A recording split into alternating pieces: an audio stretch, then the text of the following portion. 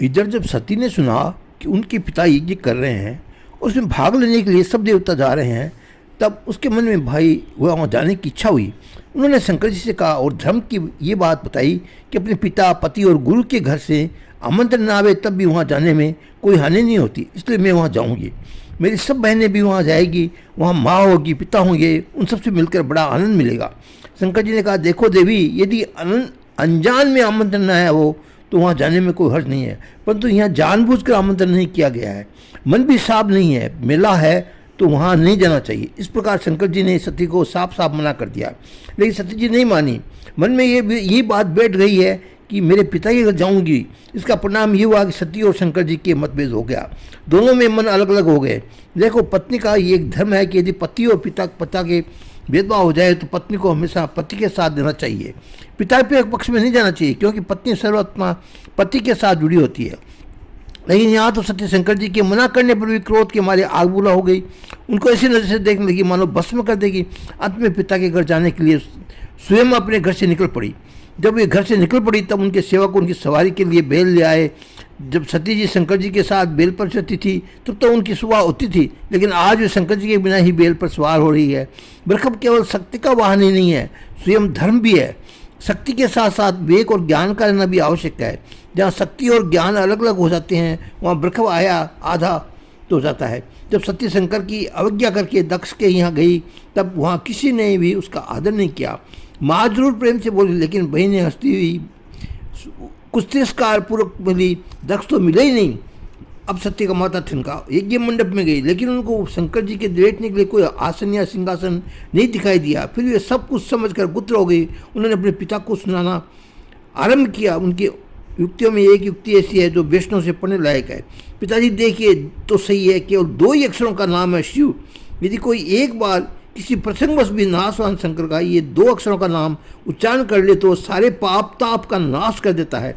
लेकिन आपने हमारी अध्ययन शासन को, प्रभु को स्वीकार दृष्टि से देखते रहे, लेकिन द्वेष करते हैं। इससे सिद्ध होता है कि आप स्वयं अमंगल है। इसलिए जब आप जैसे पिता के शरीर से उत्पन्न में शरीर धारण नहीं करूँगी, क्योंकि लौटने पर यदि शंकर जी ने मुझे दक्ष कुमारी दाक्षायणी कहकर पुकारा तो मैं श्रम से गड़ जाऊंगी। ये कहकर पति ने उसी यज्ञ सलाह में यज्ञ धारण करके अपने शरीर को भस्म कर दिया। चारों ओर हाया मच गई। सती जी के साथ आए हुए शंकर जी के गण क्रोधवश यज्ञ में विघ्न करने लगे, लेकिन प्रभु जी ने एक मंत्र पढ़ा कि वहाँ के जितने भी ब्राह्मण थे दक्ष के पक्ष में हो गए और उन्होंने उन गणों को भगा दिया।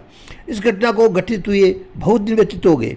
शंकर जी सती जी के जाने के बाद समाज हो गए। उन्होंने सोचा कि सती जी माँ की गई है, वो आनंद में होगी और जब उनकी मर्जी होगी लौट आएगी, इसलिए अपने मौज में बैठ गए।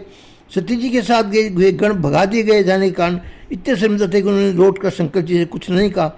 एक तो उन्होंने सती के जाने की सहायता की थी, उनको अपने साथ ले गए, दूसरे उनको वहाँ खूब पिटाई हो गई, इसलिए उन्होंने शंकर जी को सती जी के मरने की खबर नहीं दी। जब बहुत दिन बाद नारद जी शंकर जी के पास आए तब उन्होंने पूछा कि सती कहाँ है। शंकर जी बोले कि वो तो मायके गई है। नारद जी ने कहा कि नहीं गई थी। तब उन्होंने अपने पिता दक्ष द्वारा अपमानित होने के कारण अपना शरीर छोड़ दिया है। ये सुनकर भगवान शंकर को आ गया क्रोध। फिर जैसे लोग क्रोध में उन्होंने अपने को नोचते वैसे उन्होंने शंकर जी ने अपना एक बाल नोच कर फेंक दिया। उसमें से निकला वीरभद्र और उसने दक्ष को उससे कहा, दक्ष का जाकर यज्ञ को विध्वंस कर दो। इस संबंध में शिव में मैंने सूत्र में एक श्लोक बढ़ाता था, जो काम श्रद्धा से किया जाता है वो पूर्ण होता है, किंतु अश्रद्धा, ईर्ष्या, द्वेष और स्पर्धा से दूसरों को नीचा दिखाने के लिए जो काम किया जाता है वो कभी पूर्ण नहीं होता। इसलिए यज्ञ का फल देने वाले ही दक्ष यज्ञ का विध्वंस कर दिया। वीरभद्र ने यज्ञ विध्वंस करते समय ऐसा किया कि जो लोग अपनी दाढ़ी हिलाकर हंस रहे थे उनकी दाढ़ी नोच दी। उन्होंने अपने दांत दिखाए थे, उनके दांत तोड़ दिए। हवनीय पशु के स्थान पर दक्ष का ही सिर मोड़ कर डाल दिया और यज्ञ कुंड में डाल दिया। यज्ञ में सम्मिलित बड़े बड़े देवता अंग मंग होकर वहाँ से भागे और ब्रह्मा जी के पास पहुँचकर उनको सारा हाथ सुनाया। ब्रह्मा जी पितामह है, शांति के देवता है, वे सबको साथ लेकर शंकर जी के पास गए। शंकर जी भी आशुतोष है। उन्होंने ब्रह्मा जी से कहा कि दक्ष तो बालक है, उसके अपराध पर हम कहाँ विचार करते हैं। शंकर जी ने दक्ष को क्षमा कर दिया, लेकिन उसका सिर तो जल चुका था, इसलिए उसके ऊपर बकरे का सिर जोड़ा गया। यदि आप इस घटना को कल्पना भी माने तो ये सर्जरी की कितनी बड़ी कल्पना है कि एक सिर पर दूसरे सिर को भी जोड़ा जा सकता है। उपनिषदों में भी ऐसा वर्णन आता है। अश्विनी कुमारों ने दधीची 10 जवान ऋषि का सिर काट कर अलग रख दिया और उन्होंने घोड़े के सिर को उपदेश दिया। जो लोग परंपरा को मानते नहीं वे वेदों को मनमाना अर्थ में निकाल लेते हैं, पर वास्तव में वह वास्तविक अर्थ नहीं होता है। तो शंकर जी ऐसी व्यवस्था कर दी कि दक्ष के सिर पर बकरे का सिर जोड़ कर दिया, भृगु की दाढ़ी में बकरे की दाढ़ी जोड़ दी, फूफा के ही लिए कह दिया कि ये यजमान अपने मुँह से चबाएगा और उनका पेट भर जाएगा। इसके बाद यज्ञ में साक्षात विष्णु भगवान आए।